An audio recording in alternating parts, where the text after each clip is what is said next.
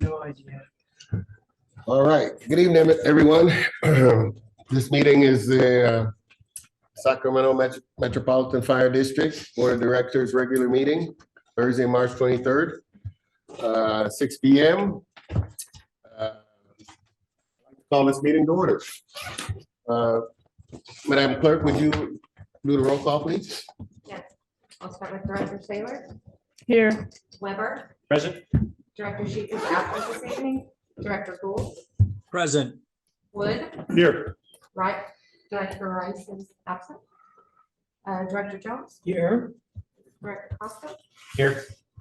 And President Moore. Here. Thank you. Next thing we're going to do on the agenda is the pledge to our flag. Director Weber, can you lead us, please, in the pledge? Pledge allegiance to the flag of the United States of America and to the republic for which it stands, one God, indivisible, with liberty and justice for all. All right. Thank you, Director. All right. Metro Cable announcement. This meeting of the Sacramento Metropolitan Fire District will be cablecast on Metro Cable 14, the local government affairs channel of Comcast, Consolidated Communications, and AT&T UVerse cable systems. This meeting is also webcast at metro14live.saccounty.gov. Today's meeting replays on Sunday, March 26th at 2 p.m. and Monday, March 27th at 6 p.m. on Channel 14. This meeting can also be viewed at youtube.com/Metro Cable 14. The next thing is a public opportunity to discuss matters of public interest within the jurisdiction, including items on or not on the agenda. Do we have any speakers, please? There are no in-person speakers. All Or right. if you can allow our virtual attendees to unmute themselves. Yes, attendees, you now have the ability to unmute yourself if there's anything you'd like to present to the board at this time. No response. Okay. Oh, shit, yeah, that's good. Before we really get on with the agenda and consent items, I'd like to note that action item revision to positions and authorization document pad with Deputy Chief Bailey has been removed from the agenda. Tonight's agenda until further notice. All right. Having said that, let's go to the consent agenda. These are reviewed. If those, I think you had a chance to look at the consent agenda. Can I entertain a motion? If you have questions, and a motion if there are no questions. Mr. President, I make a motion that we adopt the consent agenda. Motion by Director Saylor, second by Director Jones. Call the roll, please. Director Saylor. Aye. Weber. Aye. Gould. Aye. Wood. Aye. Jones. Aye. Costa. Aye. And Court. Aye. Motion passes. Next presentation items, we have Brad Swenman-Sen. USI, I apologize for USI Insurance Services, and that's Property and Casualty Insurance Program Marketing Update for Sacramento Metro Fire District. Thank you and good evening, Board of Directors, Board Chair, Chief Haverty, Ty Bailey, Deputy Chief of the Administration. I'd like to introduce you this evening, Brad Spinningson. He's our Property and Casualty Insurance Program Marketing Manager and Consultant, excuse me. And he'd like to give you an update of where we're at. I know we had conversations last year, and we're moving forward with some possible changes in direction that will be coming to you in the future. So, welcome, Brad. Am I in charge of this? I'll help you out as much as I can, but we have our Push that button. And the lights. Oh, all right, I got it. Okay, thanks for having me. Brad Spenningson. I'm with USI Insurance. Been there for, well, I guess I've been in the business 35 years. I've been there for 25. I've handled your insurance personally for 10 years. in our office for 23, and even before you were Sacramento Fire. So a lot of history there. This goes on to talk a little bit more about our national presence. One of the largest in the United States. However, I'm in the Rancho Cordova office, which is about 2 miles from here on White Rock Road. So have a good feel for the community and able to visit your office and your folks frequently, a lot more frequently as of late, but that's good. Anyway, next page. So what we're going to talk about tonight is the last one, number 6, but we are involved with your aviation policy, your excess workers' comp policy, your fiduciary coverage, your storage tank liability, which is your gas and diesel tanks at the stations for pollution, your medical malpractice for your mobile integrated health program. And then what we're talking about tonight is your commercial insurance package, which is your auto, property, general liability, which includes your employment practices liability and errors and omission. So that commercial package is with a pool called SDRMA, and you've been with them 16 years, and they are excellent. The only reason we're having this conversation is just purely money. You couldn't ask for better service, claims process, everything. They make all of our jobs a lot easier. So anyway, they're covering your buildings, which are 162 million, your vehicles, 60 million. They provide 10 million of occurrence for your general liability and 50 million aggregate. And then 10 million per occurrence on auto with a 50 million aggregate, similar. And then a $2 million cyber liability coverage. Here's kind of a history of what you've paid over the last 5 years and your claims in the last 5 years. So you can see, like in years 17, 18, 18, 19, you were kind of a loser in the pool. I mean, claim-wise, you were not profitable for the pool, but that has since changed. Basically a 50% loss ratio in the last 5 years, which is even going to get better, knock on wood, for this year's trending in a good position.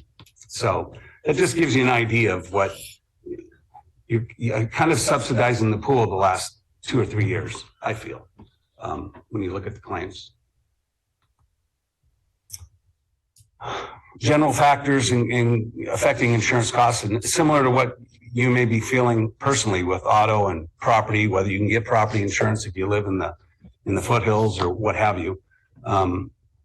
Anyway, the reinsurance market has really started to continue to contract, which is, those are the insurance companies insuring the insurance companies, if you will. We used to have 17 that would want to participate in California. Now we're down to about 10. So they don't want to put too much exposure. That's why the pricing has gone up. Claims used to settle for 5 million or 10 million are now settling for 30 million. Again, these are probably more cities that have police departments, nothing to do with you, but those same insurance companies are insuring you. So they're getting hit on that stuff. So you're actually getting hit with that as well. And then to some effect, the COVID-19, we're just still not sure how that's going to play out, and hopefully stays the way it is, and it hasn't been drastic, but that's still kind of an asterisk on that. Kind of talked about this, handled your insurance. Well, I have for 10 years, but we have for much longer than that. During the last fiscal year, and we've been talking with FARA, which is the other pool, Fire Agencies Insurance Risk Authority. And we really have been talking for 3 years, had an official quote last year. I think I felt, and a few on the board, maybe a little bit rushed. That's why I kind of wanted to start this process now. And if there's some questions or concerns, we can try to hash them out in the next couple of months before we have to make a decision. The insurance process is frustrating. You probably want to get all your quotes in as early as possible, and it's like pulling teeth to get them in by May 15th. So the goal is to have everything to you by that second board meeting in May.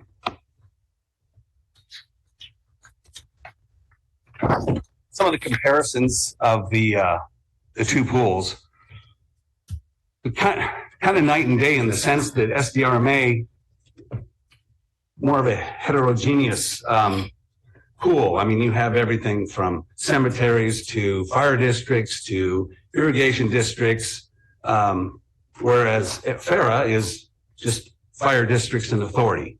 Kind of like that a little better in the sense that you kind of, know your exposure and who your partners are as far as claim activity.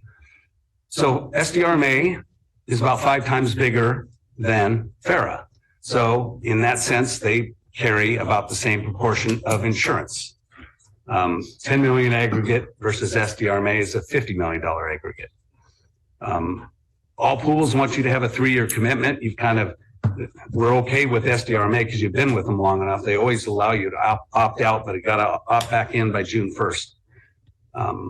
FARA, they have a 3-year commitment. But last year we were able to negotiate being able to opt out after 1 year. For some reason, we weren't happy with the claims or the service or the pricing, but they would do a 10% penalty, which based on last year's pricing, that wouldn't be a concern. Deductibles fairly similar, although SDRMA is a little bit lower deductible on comp and collision. Cyber liability, SDRMA's cyber policy is better. But I guess one of the important things to note that of all your claims that you've had in the last 10 years, they all would have been covered by FARA. They would have fit in their limits. They've never had to run out. They've never run out of limits. They've never had to buy extra insurance during the policy term. So from that made me feel a little bit better. So we've started the process, getting quotes, that type of thing.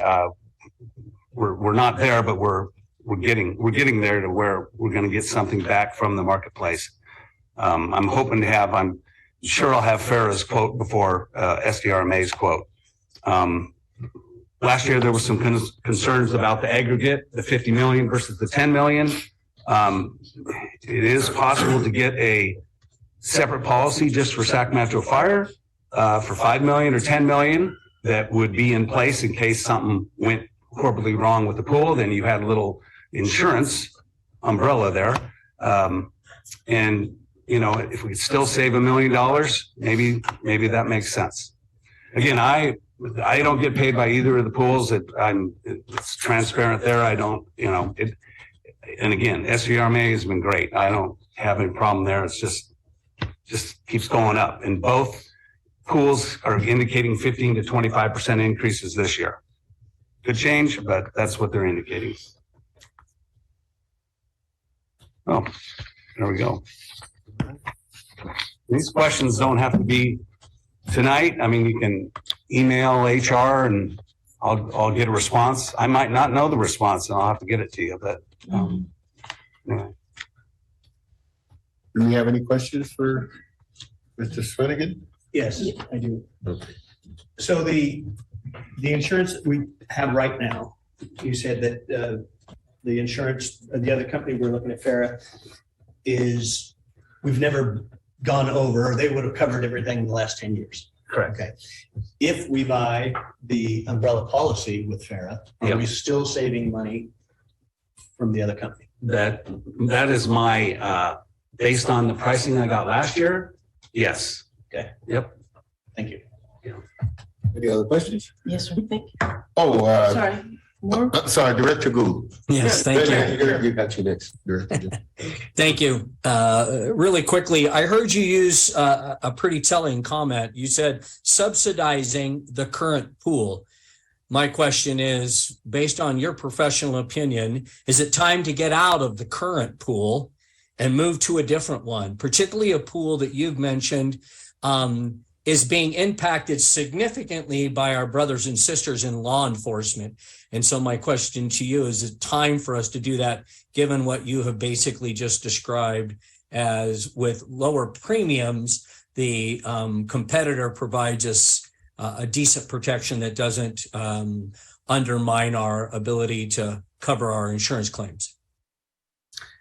Well, yeah, I mean, like I said, apples and apples. I mean, I try to bring as many options to my insureds as possible.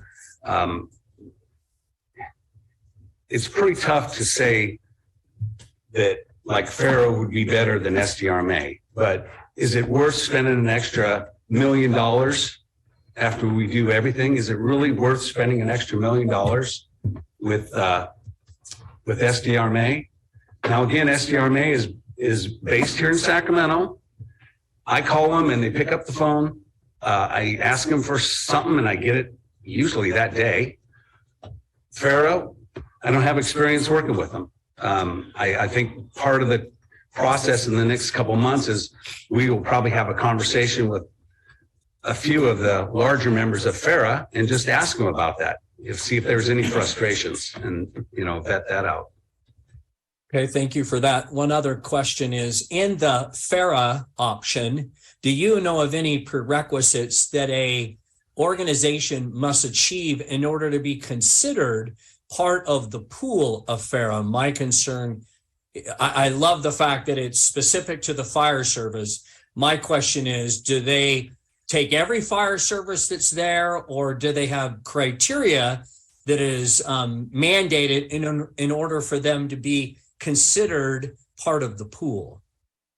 Yeah, it's my understanding that if there's financial concerns, like the community is going bankrupt or stressed money-wise, or if their losses have been just crazy bad, I think they would probably take a look at that, whether or not you got into the pool. I know once you're into the pool, they usually are a little bit more lenient on that and try to make it work for you and maybe just charge you additional premium, et cetera. But I can get you a firm answer on that. Email it to you. But I'd like to know that as we move down this road and we consider another option, one that we haven't exercised in many, many years, is that we look at some of their best practices to determine who the fellow swimmers would be in our pool. Yeah, fair enough. I see you're getting some. Yeah. I was just mentioning the 3-year commitment and the fact that last year we were able to work out a deal that you could opt out after the first year with a 10% penalty. That is an important thing, because last thing you want to do is get into a pool with a teaser rate and then all of a sudden they won't put a max. They won't, they won't. We tried to negotiate that where we said, hey, how about then you just don't jack our rates by 25%. And they said, no, they had an insured that had a horrible year and they wanted that freedom to be able to do that. So. Great. Thank Good, Director you. Booth? Yes, thank you very much, Mr. Chair. Thank you. Next is Thank you, Director Mr. Jones. Yes, sir, Brad. Now, does what you just said, does SDMR have a cap for increases on that annual basis? They don't. Well, we do it year to year. Correct. Not during the year. They certainly don't, or they could if they were having a bad year and had to go out and buy extra coverage, then they would do an assessment, but that hasn't happened. And FARA has never had an assessment either. Okay. And they've been in business for 35 years. So it's pretty impressive. Well, an assessment's one thing, and then the quote now is another.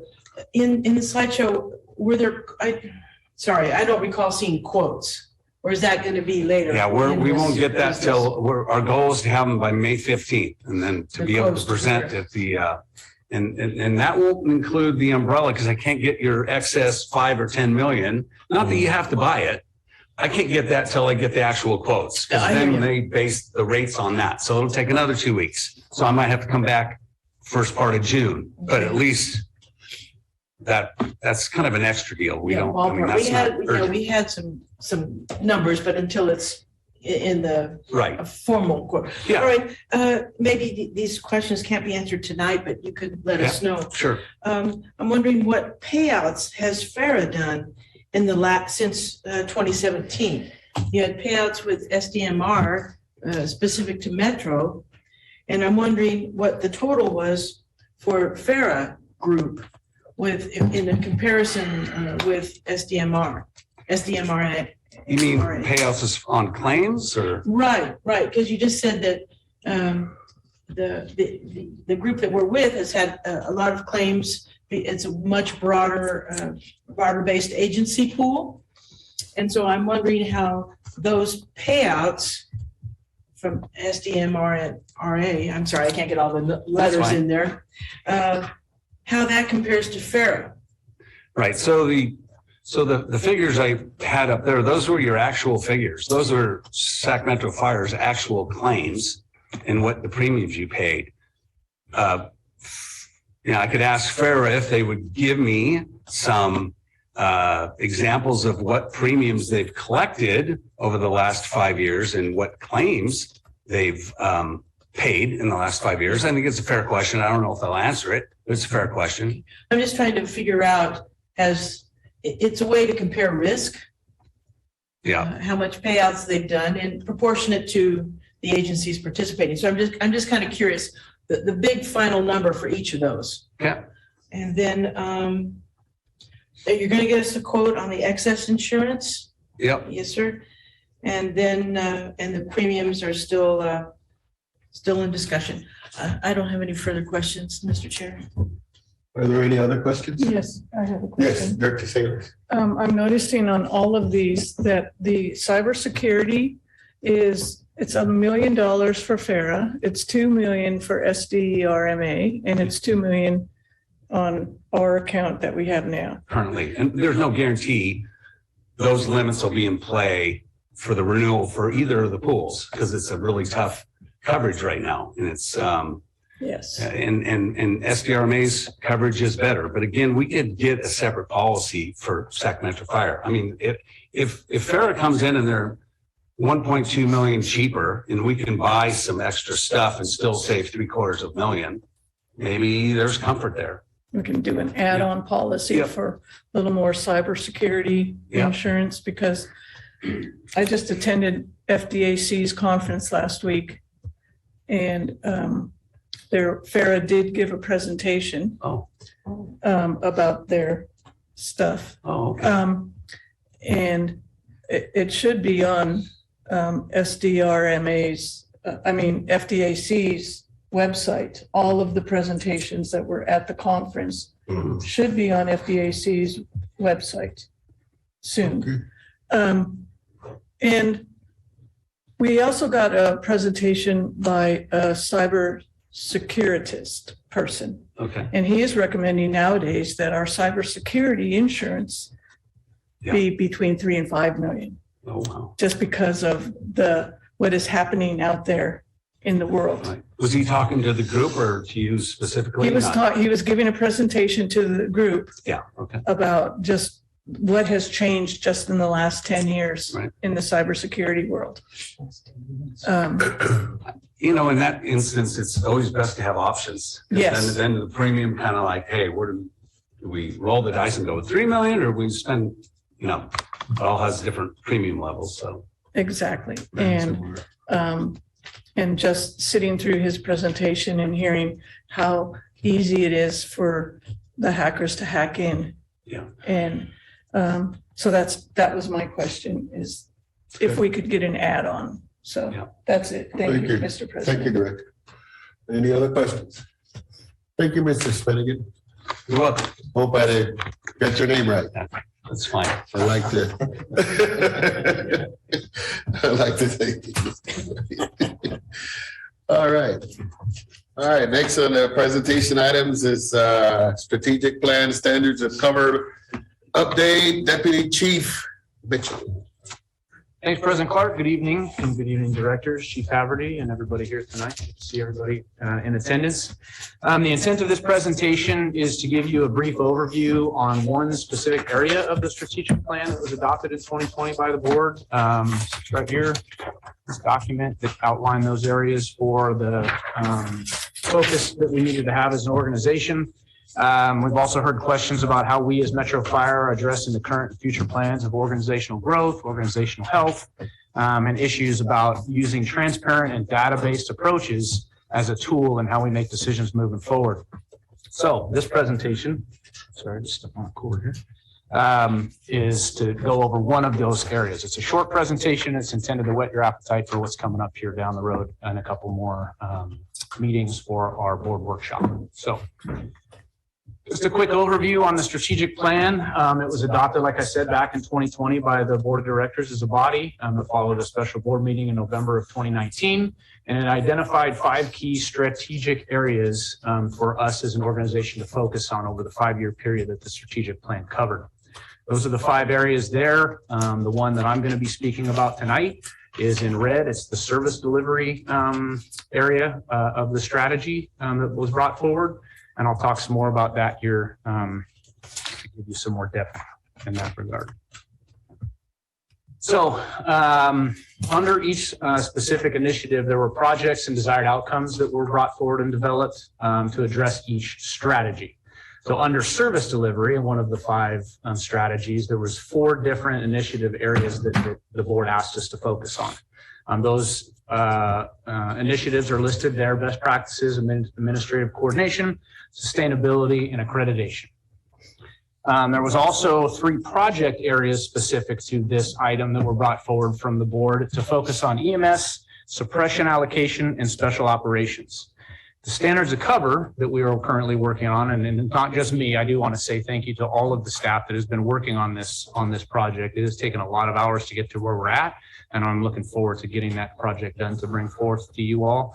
But that will address all 3 of those areas once it's done. One of the major changes that has come about within the strategic plan specific to the standards of cover is an update to NFPA 1710, which is the standard for the organization and deployment of fire suppression operations, emergency medical operations, and special operations to the public by career fire departments. That was updated in 2020 and established some ideas of standards to consider as we move forward in those areas that you all had identified back in 2019 to focus on. So that's good news. That gives us a starting point for best practices that is at that level, that national level. I'm going to talk a little bit more about that here in a little bit. And then, as I said there at the bottom, all 4 initiatives are supported, but under the sustainability initiative specifically, I did want to point out that in that area, the plan asked us to move data analysis from a manual process to more of an automated system at multiple levels in the organization. I'm happy to report now at this point, over the last few years, and we've been able to do a much better job at that. We've taken a number of different data points in. We've also cleaned up a lot of data that have happened that have been used in the past and made it more reliable and very succinct in what we're looking for. And so that's been a very big plus to us to move into this process of this current standards of cover update.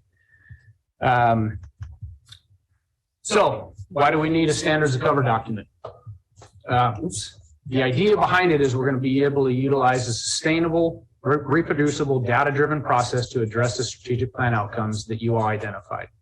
Some of the outcomes that you asked for specifically were a comprehensive analysis of current and future coverage, articulated plan for current and future activities and resources. And this plan will includes plans for both equipment and members and how we're going to utilize those out in the field moving forward. It will provide us a tool to make those objective decisions that are using the data and the things that are out there that weren't out there ever before to make those determinations moving forward. So that's some good news.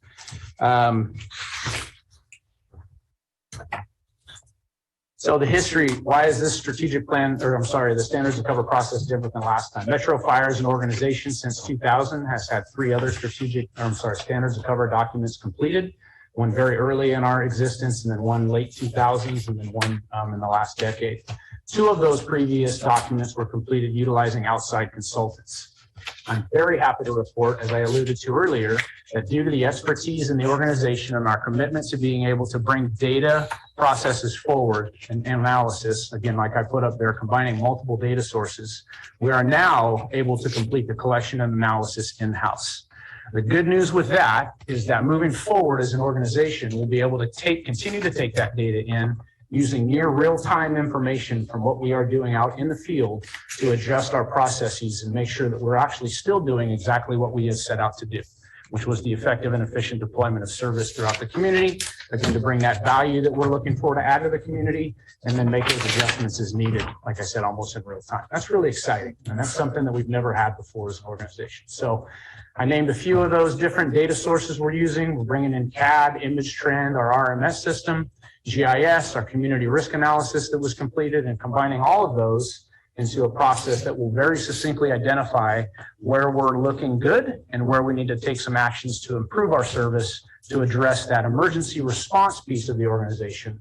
And then that will also bleed over into some of the other areas of the strategic plan, as well as some of the questions about as we grow in the service delivery of the operations and response area, how that impacts our growth and professional staff, and bringing those things into alignment and a process that is, like I said, it's sustainable, it's reproducible, and it's really transparent. It's the same. So again, I think it's also important to recognize we do still have some systems in place, whether they're under our control or not, is subject to, interpretation of where they come from. I think CAD is one example where we know we have something that's old that needs to be replaced. We're a party to that, but it's not one of ours that we can just turn the switch and say, we're going to do this and make a change. We're at the liberty of the rest of the county, as well as the person that's the vendor that's putting that together. So what will I keep saying that, sorry, the standards of cover tell us? It's going to identify those current areas of strength, like I mentioned. Really, we hear a lot about what goes into us making a determination on where we need to put in an ambulance, or where do we need to put a truck company, or where do we need to put in an engine company. A lot of times you hear about call volume. Because of how this process is being built, I'm happy to say that we're actually digging deeper than that. We're actually looking at call volume, which is one part of the pie. It's a huge part, don't get me wrong. There's calls, and there's very busy companies out there that run numbers of calls. The other two things that we're working through is the time on task, which is how long you're spending on an emergency dealing with it. And then drilling down even further than that into the specific unit type of time on task.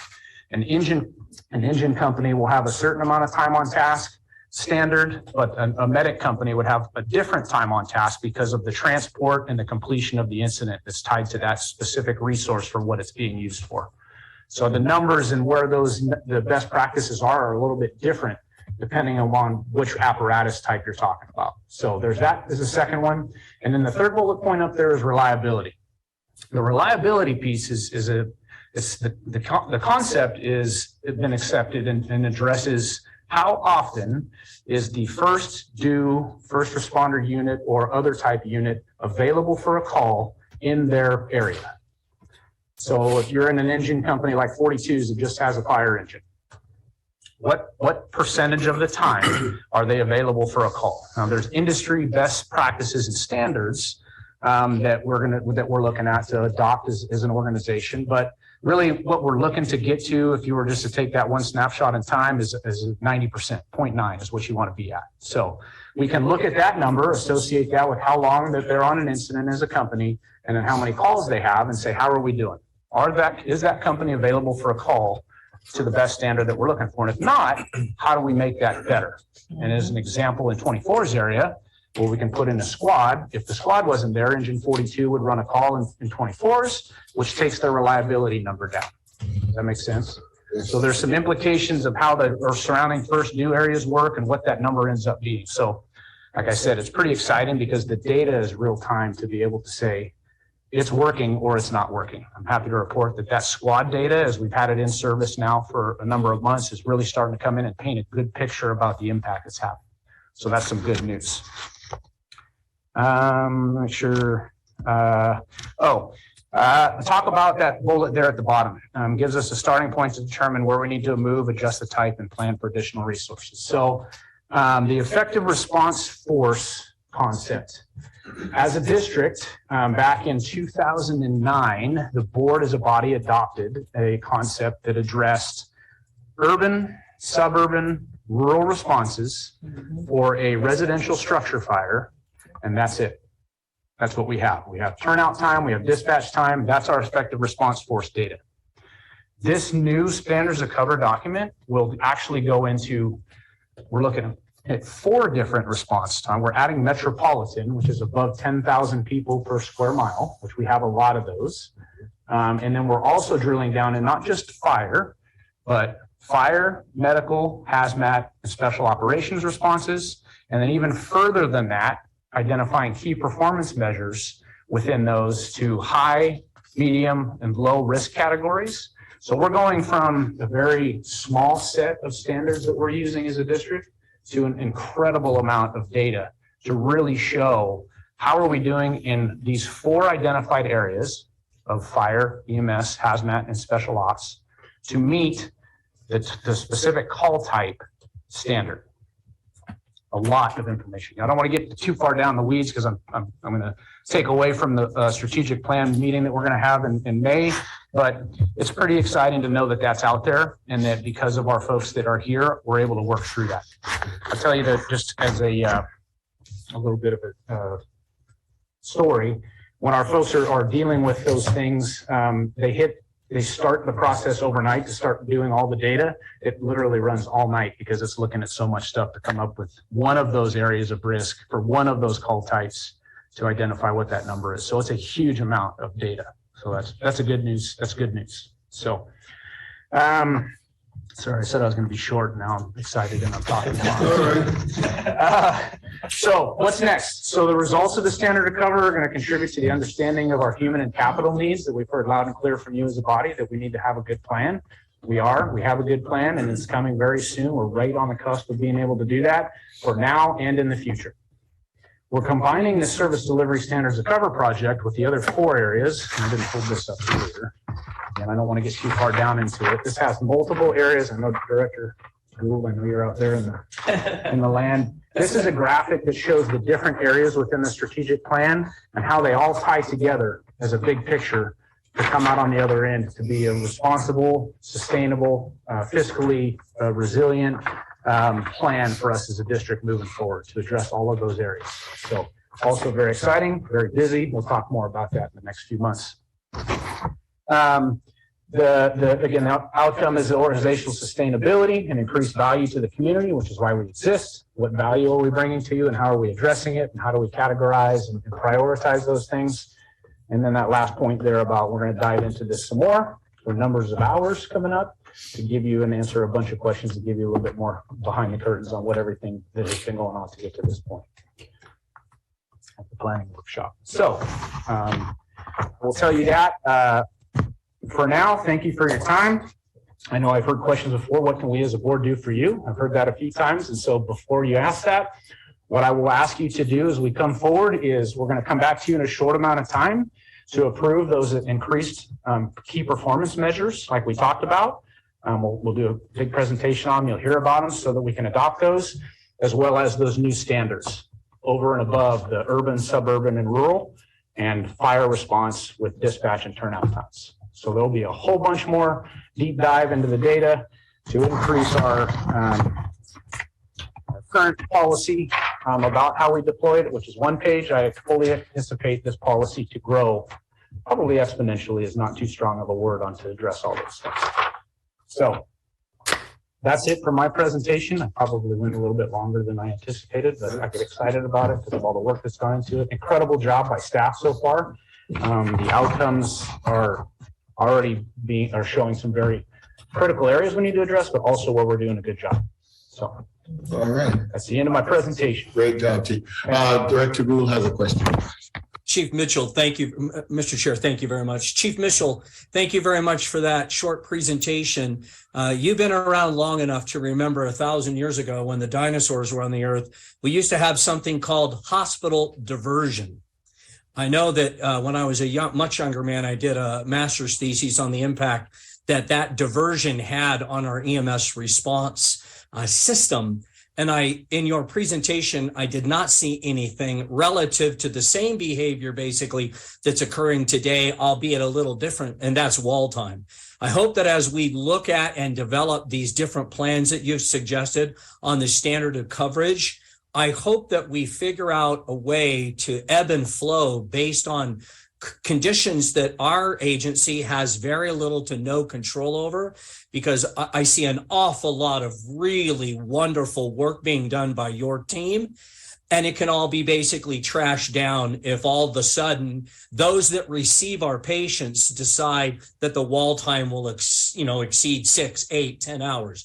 So I know you've got a lot of bright people on there, but I was shocked, like I said 30 years ago, when I looked at this very issue and found that there was statistically significant impact on our system, and we had very little control over the diversion piece, up into a point where agencies were paying fines because of response times that we had very little control over. So I didn't see it in your report, but I just want to make sure that as we go down this road of standard of coverage, one of the major impacts to our standard of coverage is the idea that we can't simply drive a patient up, tell them to get out and drive away. And I hope that you keep that at the very forefront of how we plan our strategies. Thank you very much, Mr. Chair. And Chief Mitchell, I'm sure you may have some comment. Yeah, I will, Director Gould. I appreciate the question. And I have a whole nother packet, which we could talk a lot about wall times and the round robin, the level 2 diversion that you're referring to from way back when, and how the hospitals could close their doors when they got to a certain point, and that went away.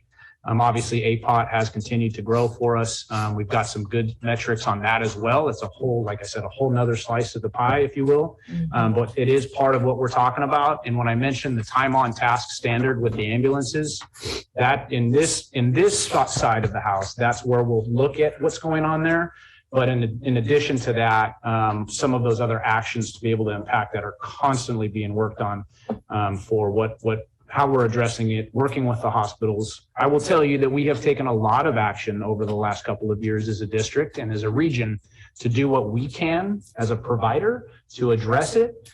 The challenge that you all are aware of and why we're at the state level now with legislation with such things as AB 40, sponsored by Assemblymember Rodriguez, and some of those things to help us legislate to hold those emergency departments accountable to a standard that really hasn't been there before, to get that drain unplugged and to be able to really address what's been around for 50 years on how we run EMS and back to the Johnny and Roy days and things like that with no changes. We really need to do something different there, and we are working hard on that as well.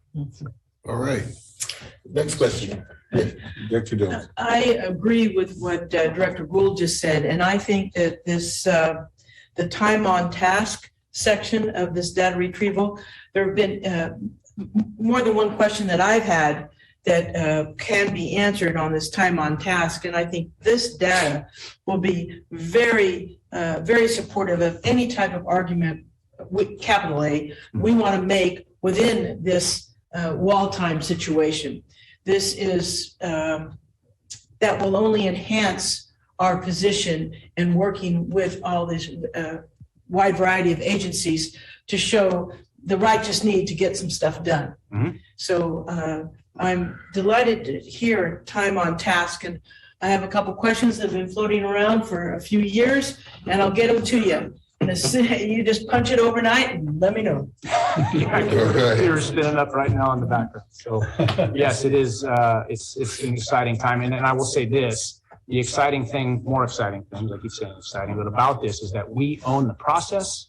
We own the data, and we now have the ability in-house to run those and to really make it ours and to change it and adapt it. It's already been effective to the point of what we've done with the wall time percentages. The chief and some of the other staff have been meeting with the hospitals, and we already have that data available to say, here it is, it's black and white. I will say there's some argument about that from the other side of the table, which is interesting, but we've got some good talking points already, and we'll continue to move forward on addressing it because it is a critical issue for our members and what they're out there to do and support the public and provide the service. All right. Any other questions? All right. Thank you, Chief. Very good report. Thank you, presentation. Very good. All right. Next, we go to reports. President's report. I have nothing to report. Fire Chief's report. Air Chief Evans. Thank you, President, Clark, and board members and members of our staff and community. I'd like to announce that we have a supervising inspector promotional examination announcement came out today. Final filing date is April 21st at 4 p.m. We have a career development opportunity in the mobile integrated health program day positions for firefighter, paramedic, and also paramedic. Final filing date for that is March 31st, also at 4 p.m. As a result of the classification study undertaken by our HR department and Chief Bailey, we're congratulating Courtney Moore for her promotion to purchasing agent and Emily Brown for her promotion to payroll specialist. Both were effective on March 9th. Our EMS chief and Chief Perriman and myself, we've had 4 meetings that Chief Mitchell referred to with the hospital administrators, really to accomplish just some introductions and to repair some relationships between this agency and them, as well as to present them our ideas about relieving the wall time, the APOT, and to demonstrate to them the effectiveness that you heard about a couple of weeks ago on our mobile integrated health program. And we've been really quite warmly received by UC Davis Medical Center and Sutter Roseville and Kaiser Roseville. And yesterday we continued with the reframing organization classes, studying the chapters on a structural frame. And Chief House joined me in teaching yesterday. I appreciate his efforts. And we have 3 deliveries of those materials per month. This concludes my report, sir. Thank you, Chief. Are there any questions of the Chief? His reports. All right. Thank you. So next we go to operations report. Deputy Chief Mitchell. Didn't go far, but I've talked a lot, and I'm going to turn it over tonight to our Battalion Chief of Special Operations, Grant Russell. We've heard from operations areas in EMS, training, health and safety, and staffing. Chief Russell is another arm or part of our branch of operations to talk about what he does for special operations. So. Good evening, directors, Chief Grant Russell, Battalion Chief Special Operations. So I'm just going to give you a brief overview of what special operations encompasses tonight. So special operations is the umbrella. There's 12 separate programs currently underneath the special operations umbrella, starting with our air operations program, our unmanned aerial vehicle program, our CERT program, technical rescue, hazmat, water rescue and boat, TEMS, dozer, ARF, foam ops and tank farm, the Sacramento Regional Incident Management Team, and the Wildland Team. So each of these programs currently has a separate program manager at the captain rank, and that person manages the budget and the purchasing and the training plans within those programs. And my job is to support them in that process, educate them, mentor them, and assist them where needed, and set them up to be successful in managing and planning those programs and setting them up for succession and moving forward. So I'm just going to give you some brief program highlights of what some of these programs have accomplished or what they've been doing so far this year. I'm going to start off with our Air Ops program. So our Air Ops program this year has been very, very busy in a time of year that they're normally supposed to be down, quiet, and in maintenance. And they've been flying lots and lots of hours. So last week, our Air Operations program was stood up again for 48 hours on an OAS preposition order. So it's actually very exciting that we're able to stand our aviation program up and have 24-hour staffing. They're capable to fly at night. And the beginning of January, the beginning of this year, they made some very high profile, very successful rescues and made a big difference. So going forward, they're getting ready next month to start our annual third-party hoist training, which is what over the years that investment has paid off this last year. So very exciting, looking forward to that.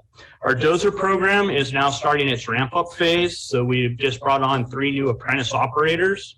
Those 3 apprentices completed their Class A driver's training and received their Class A driver's licenses at the end of last month, and will now start their advanced training and start their dozer operations. Unfortunately, their annual interagency safety training that they were scheduled to be at Camp Pendleton this week was canceled. Primarily because dozers and mud are a bad combination. They don't mix real well. So unfortunately, that training was canceled. Our hazmat team recently completed their Cal OES inspection and renewal of their Type 1 hazmat team status. So they are again typed as a Type 1 hazmat team with Cal OES. Last week, we completed our annual ARF live fire training out at McClellan with our third-party vendor, all 3 shifts. Completed live fire training for ARF for the next calendar year. And that's just part of their annual competency trainings out there.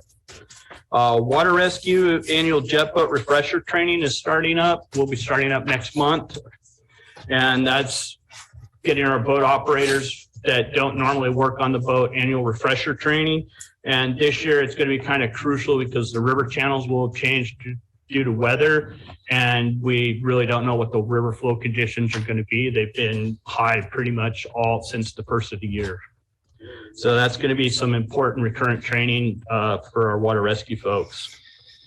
The rescue team, which grew with the recent contract, they're developing and implementing their quarterly core competency drills, and those will begin next month to establish the base competencies and to focus on the training to the folks that are not normally assigned to the heavy rescue company. They could be moved in there on a callback or cover a vacancy from someone else.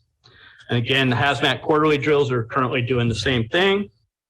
And our CERT team has been very active this year. And during the January storm, the CERT team had 307 volunteer hours responding to incidents and supporting our frontline units, making them available to go respond to additional emergencies while they stood by for SMUD. There's also a CERT basic class that's currently in progress with hopefully 12 new members. A little lower than what we're hoping for, but we're still trying to recover from COVID and trying to get people back into that volunteer mindset. And that concludes my report. Any questions? Any questions of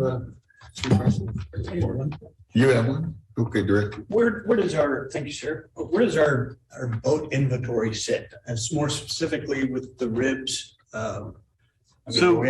We currently have 3 jet boats in our inventory. So 2 of the new ones that are at station 62 and 65 is our first out. We have a smaller reserve jet boat. And then we have 8 John boats that are 4 in 2 separate trailers at 62 and 65. We're currently coming up with a plan to address the missing piece in our, so what I would say our water rescue quiver, which is that medium flow, low flow, which is not high enough for the jet boats, but the water's too swift for the John boats, and that's the inflatable rigid or the inflatable rescue boats. And we're currently trying to come up with a plan to close that gap. Very good. Thank you. And additionally, if there's any program that you want more in-depth information on, I am happy to come back and provide a presentation and bring the program manager for those programs. Thank you, sir. Great presentation. Mr. Chair? You have No, another it's all good. Thank you, Chief Russell. Appreciate this. And I'll be giving you a call about some like getting for community purposes. Want to get information out for the next CERT class, so that we can drum up some participants for you. I was a little late on the draw for the one that's happening now, but with some preparation, and as you said, as we expand from COVID, I have a lot of community opportunities to share that opportunity to be a CERT member. And I'd like to work closely with you to make sure we get all that out to all these various neighborhoods. Absolutely. And we have a plan for the next one to work a lot more closely with our PIO, Parker Wilborn, to get a wider message out. Well, like you said, we're coming out of COVID. We're just a few steps out of the cave. We're trying to, recoup from the COVID coma is what I call it, and get back in the swing of things and get energy flowing again. So I appreciate your attention to all these programs. Thank you. Excellent point. Yeah. Any other question? Okay. Thank you, Chief. He started a year ago. He had really brown hair. He's got 12 program managers. You've been there a year now. Okay, well, That's all we right. got you now. That's all right. Much appreciated. All right. Next, we got the administrative report. Deputy Chief Bailey. Good evening, Board of Directors, Board Chair, Chief Haverty, colleagues. Ty Bailey, Deputy Chief of the Administration. A couple of short updates for you from Community Relations Division. Our awards gala will be held at Arden Hills Resort Thursday, March 30th, 2023. Doors open at 6 p.m. Event starts at 7. I have been voluntold that I will be your MC, so I apologize now ahead of time, but I look forward to seeing you there. A letter went out to all school districts advising them of super special fire safety videos accessible through our website. They are working on behind the badge videos for finance and community risk reduction, planning for a media press event April 19th, uniting national, state, and local officials addressing the efforts to reduce fire problems across our nation. This is going to be held. Parker Wilburn will be involved in this, as well as operations. Lori Moore from our United States Fire Administration, Ed Kelly from the IAFF will be here in town with the OES as well. So unfortunately, we won't be here because cap to cap, but I'm sure there's others that will fill in our place for us. Chief Haverty, you will be in town. Yeah. Planning for fire camp scheduled July 11th through the 14th. And our next station dedication at Fire Station 63 is scheduled for May 11th. They're also working on fireworks safety task force to develop messaging for our fireworks campaign this year. I'm happy to say that the RFP has been sent over to General Counsel Lavra for review. This is in regard to the workers' compensation RFP that currently went out. Let's see, HR, Human Resources, we have the Captain Promotional Recruitment closes May 5th. Battalion Chief Promotional Recruitment closes May 26th. Board Clerk interviews were held today and tomorrow. We currently have 22 paramedics that will be moving forward in backgrounds for the Metro Medic program. 28 were invited after interviews. We've had 6 decline moving forward in the process. The good news is we had a list of 17 EMTs on a separate list. 3 of those EMTs have now become licensed paramedics. So they will move over to the paramedic. They've already gone through backgrounds. They're ready to be hired. They'll move over to the paramedic list. So that's good news. Working on prelim budget 23-24. And also for finance, they're working on an RFP this week for external audit services. Once completed, they'll be bringing to the board for recommendation of approval. And that is the end of my report. All right, excellent. Any questions, folks? Chief Bailey? No? Thank you, Chief. Thank you. Appreciate it. All right. Next up, Sports Services Report, Deputy Chief Wagner.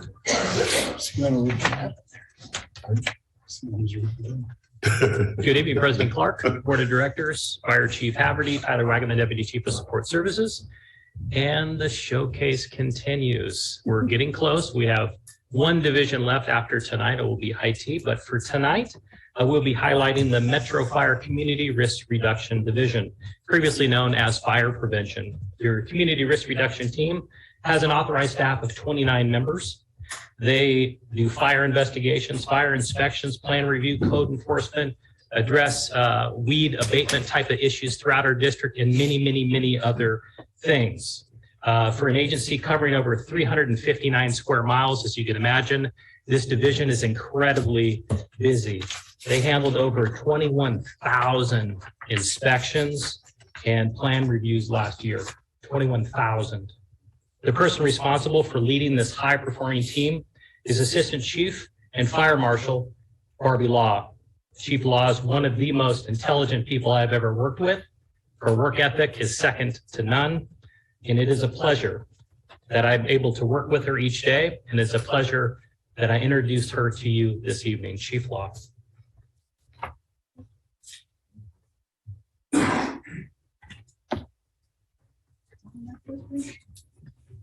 So good evening, directors. Thank you for the introduction, Chief Wagaman. I have with me tonight Deputy Fire Marshal Amy Nygren, and we are going to take a team approach to explaining a little bit of what we do in the Community Risk Reduction Division every day. So community risk reduction is responsible for protecting the public through coordinated efforts in fire prevention, code enforcement, fire protection engineering, fire and life safety education. The fire and life safety education piece, we work closely with our community relations folks and Captain Wilborn on that. And the fire investigation unit is also underneath us as well.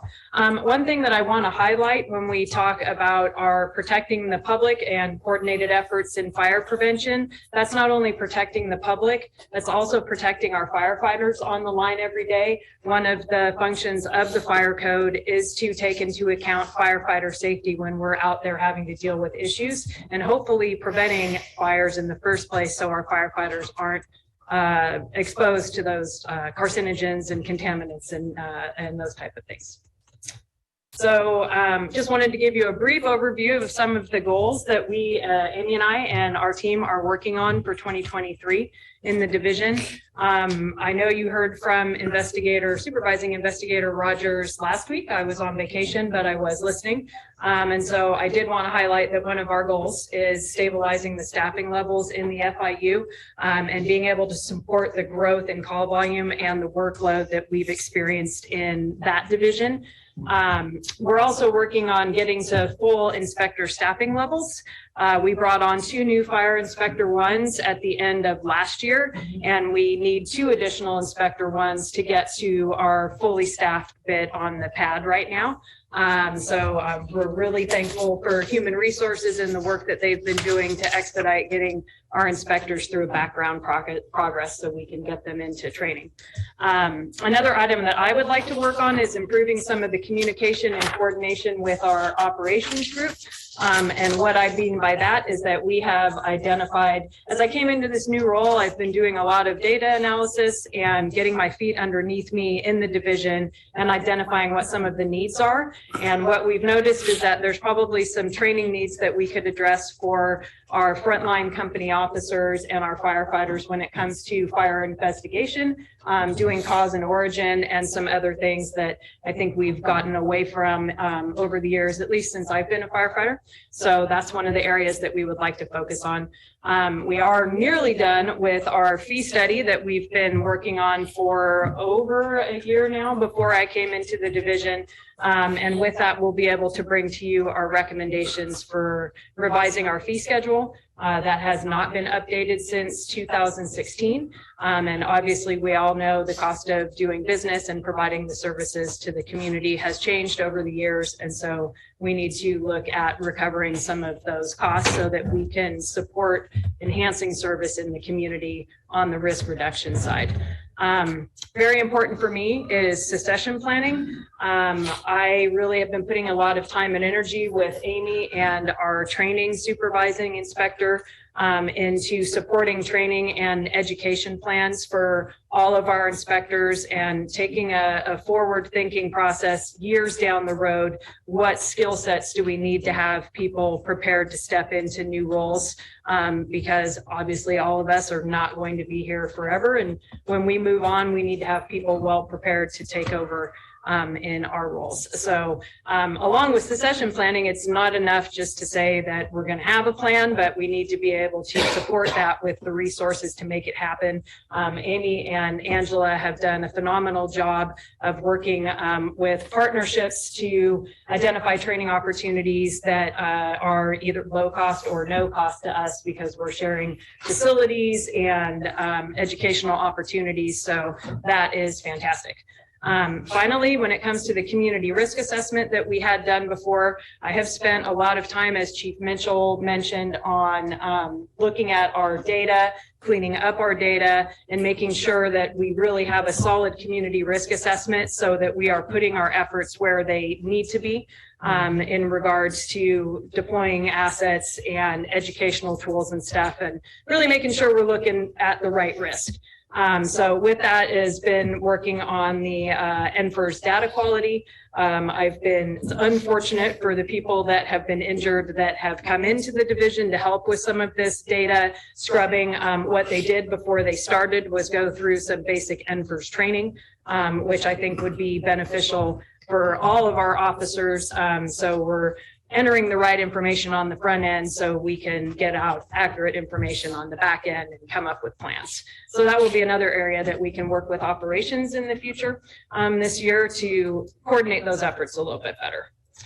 From a staffing standpoint, just really quickly, and then I'm going to turn it over to Amy, and she's going to dive into a little more of the technical aspects of what we do in CRRD. So currently we have, obviously, myself and Amy. We have 3 supervising inspectors, and they are broken up into 3 different operational areas covering code enforcement, new construction, and training.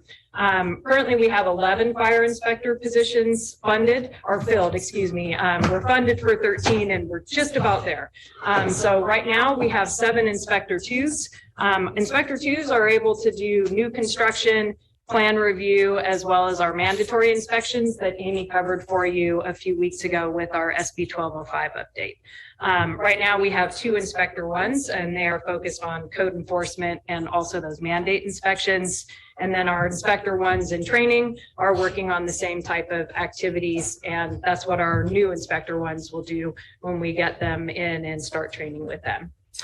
We have 3 plan intake specialists. So those folks are taking in new construction and tenant improvement plans from the community on a daily basis and then moving those forward for the inspectors.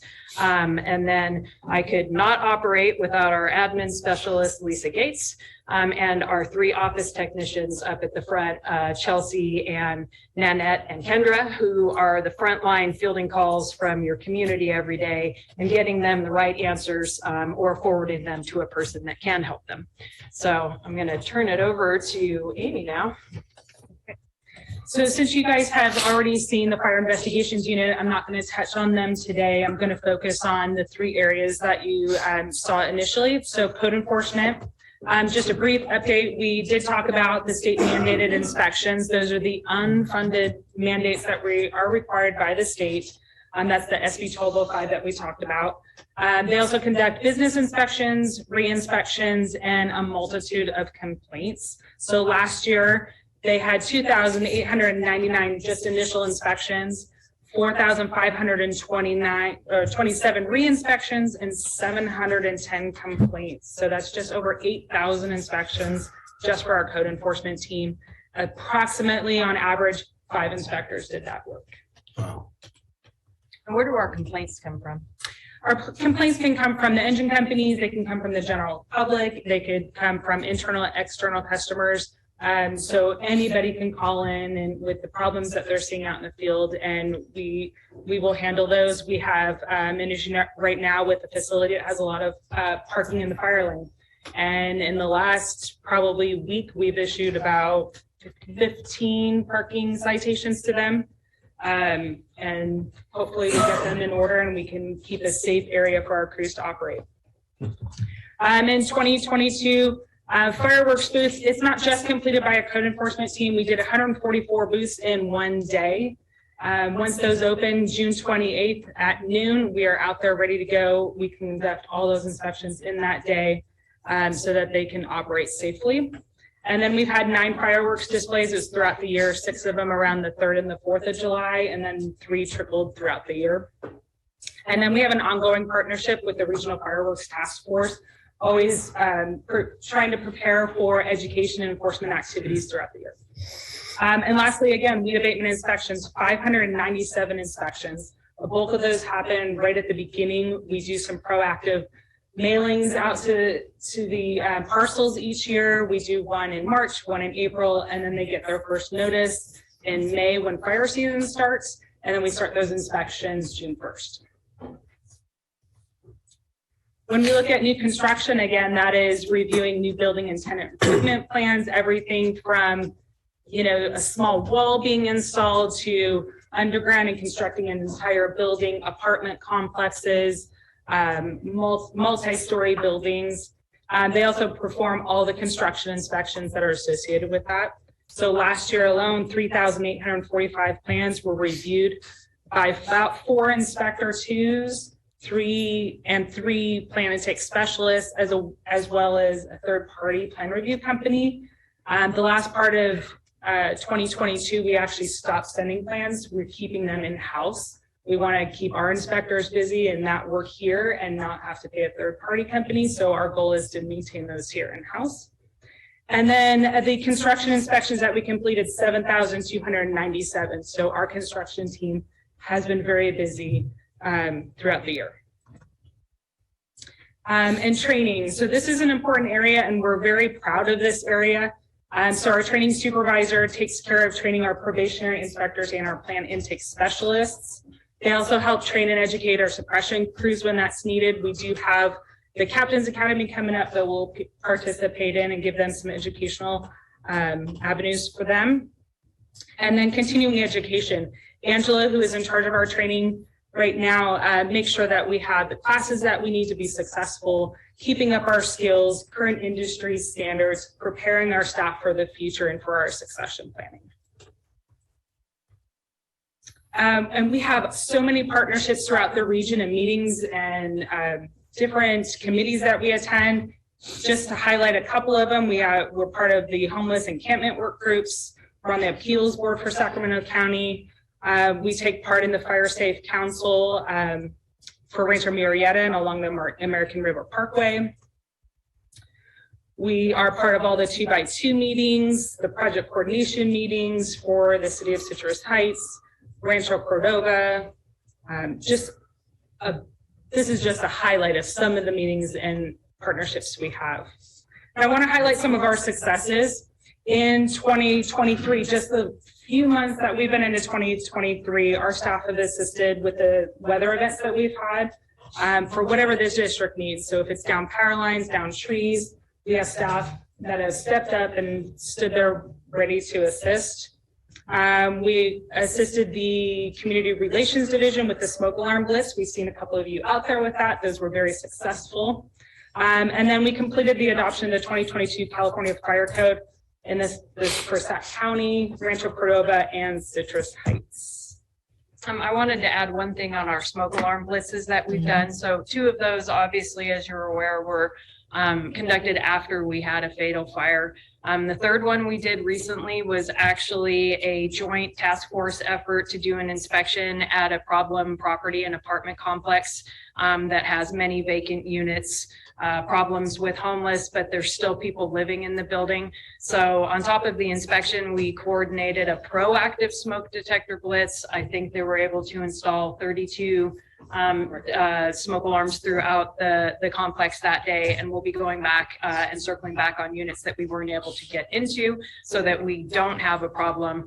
I think it's important for us to be taking a proactive stance on preventing things. That's why we used to be called fire prevention, so that we don't have those fatality fires. So yeah. A couple other successes. I just wanted to highlight some of the amazing work that our personnel are doing in the division. Inspector 2, Rebecca Lita, was recently elected as the president for the NorCal Fire Prevention Officers, which is a division of Cal Chiefs. So she will be serving in that role all year. She's also been appointed to the Office of the State Fire Marshal, General Advisory Committee for Fire Extinguishers. I also get to brag about Amy. Amy was recently appointed to the Office of the State Fire Marshal General Advisory Committee for Fireworks, which is really a great placement for us because we are leading the regional fireworks task force efforts this year. I'm proud to say that we've already had 3 meetings. We've had very positive feedback from at least our regional fire department agencies on how coordinated we are this year. Captain Wilborn has been very instrumental in bringing the PIO teams together. We had a meeting Monday with law enforcement. We're actively exploring what avenues we can take to utilize the social host ordinance. So really looking at all the things we can do to decrease the illegal fireworks and the fires that we have associated with that every year. Finally, one that we did not have on here, our supervising investigator, Chris Rogers, has actually applied to be a member of the fire marshal's team that's going to be working on the fire investigator task book. So updating the training standards for fire investigators in the states. So Chris is out there doing great work too. And that's it. That's all we have for you, unless you have any questions for us. That's just a brief summary of all the things we do. And this is some of our team, and I think you might recognize some of these faces, Director Clark, because you were at the same place we were. I know, I was reminded about that. So I also wanted to extend an opportunity to the board members to come right along with some of our fire inspectors and see what they do every day as well. They really are forward facing, just like our operational crews, and they are out in the community every day interacting with people, probably on a better day than when our suppression crews are, because obviously they're having their worst day. We're trying to prevent their worst day.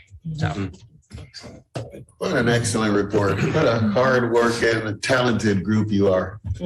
Any other questions? Yes. I have, well, first of all, congratulations on all these accomplishments. Wow. And again, great report. Amazing. If I say that at the end, you guys aren't here, so I want to say it now. Nice job. Quick question for Deputy Fire Marshal Nygren. I think it was slide 4 or 5. It was about inspections and re-inspections. And it looked like the re-inspection number was quite high. Is that because of non-compliance? It is. Unfortunately, people don't always get it right the first time, and it'll take us multiple times to go out and assist them through the process. So it does take multiple times on many occasions to go out there. It is built into our fee schedule, so we do plan for that ahead of time. They get the initial inspection plus 1 re-inspection. And we let them know ahead of time, if you don't get this completed, there's going to be additional fees when we come out, because it takes a lot of time. So we do a lot of interaction with the customer. We're on the phone with them, helping them through the process to make sure they get it correct. That's a heck of an educational program that with follow-ups here. Oh, yeah. I just want to acknowledge that, because that number jumped out at me. Thank you for that work. Amazing. Any other questions? No, sir. Okay, thank you very much. That was a fun, enjoyable report. All right. Next, we have Sacramento Metro Firefighters Local 522 report. And that would be Captain Pete Botava, Local 522. Thank you for the promotion. Welcome, President Clark, board members, Chief Haverty. Let's see, since the last board meeting, 522's been on 2 calls with the Department of Healthcare Services. One was a labor-only call, and one was with the Cal Chiefs Consultant Group. And happy to report that the non-participant payer list in regards to that PPGMT has been cut in over half over the last 3 months. And we're still continuing to make good progress on shrinking that list. We're making good progress on getting the Department of Healthcare Services and the Center of Medicare Services to see EMS as an entire package. And meaning that it's not just the transports, it's the first responder assessments, treatment, packaging, and then the transport. And by doing this, we could have a real impact on the positive effect for the reimbursement from the Center Medicare Services in the future for us. We had an e-board meeting and shop steward meetings, and we're getting all our shop stewards out into the different divisions and stations over the next 30 days to just connect and listen to our membership on any concerns they might have, needs, wants, and desires. We've been involved in many labor coalition meetings in both Sacramento and Placer counties. We're meeting with other local elected leaders at the county level, as well as where are we at here? At the county level, as well as our cities, and we're looking for continued support on items like wall times, homelessness, exploring potential opportunities for increasing services in those areas and those communities. We're working with management to try to come to agreements on service delivery and deployment, recruitment, staffing goals for this next coming fiscal year. We see a need to provide additional help to members working throughout our district.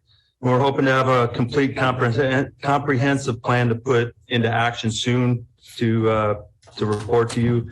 We've got a real unique opportunity to make a real positive impact for our communities for years to come. And this initial service delivery piece that we're looking to move forward is really going to set the tone for this entire process. Let's see, Matt's down at the District 3 and 4 meetings tonight in Monterey, and he'll be in San Diego next week for District 1 and 2 meetings. Doing a lot of PPGMT. He'll come back and report on a lot of that information that comes out of those meetings. We have a unit meeting coming up on Friday for all of our members. Monday, I know it came up earlier with the AB 40.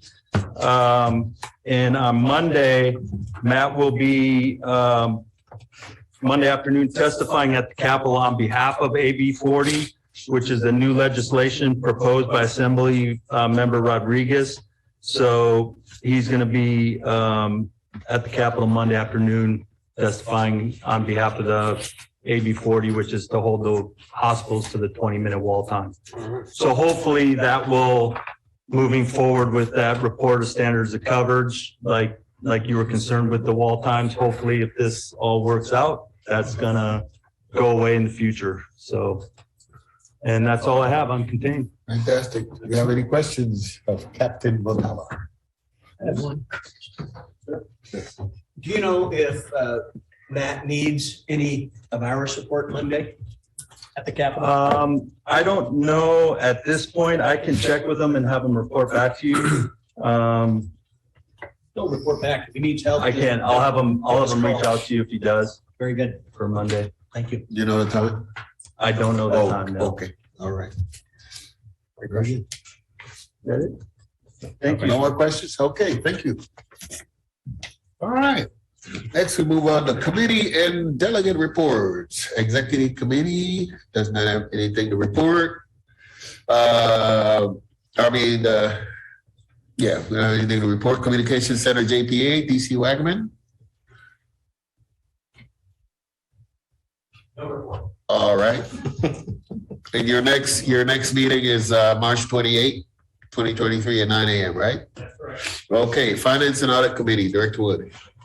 Thank you, Mr. Chair. The Finance and Audit Committee has not met since we've last been together. Our next meeting is set for April 27 at 5:30 in this room. That's the end of the report. All right, thank you. Policy Committee, Director Costa. Thank you, Mr. President. Nothing new to report, but our next meeting is April 13th. All right, 5:30 p.m. Yes. Very good, thank you. Next, we go to board member questions and comments. I'll start with Director Gould.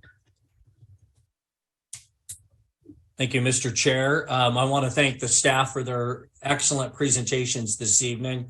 Lots of good details. I very much look forward to the updated information on our insurance policies. I think there's a good opportunity for us to strengthen our position as far as our fiduciary responsibilities to the public. $1 million savings is a pretty substantial savings. I know that each of us go out and look for the best car insurance that we can find for the least amount of money. So I hope we have that same attitude when we look at that. I appreciate Chief Mitchell's discussion about our upcoming strategic meeting. Strategic planning event. I very much look forward to having some real deep conversations in those 2 days so that we can give our men and women some direction that will take us into the next 5 to 7 years. So thank you very much for those reports. And just want to say thank you to the men and women who are out there every day doing the work, especially those folks tonight that we heard about doing such good things in our community risk reduction division. Thank you very much, Mr. Chair.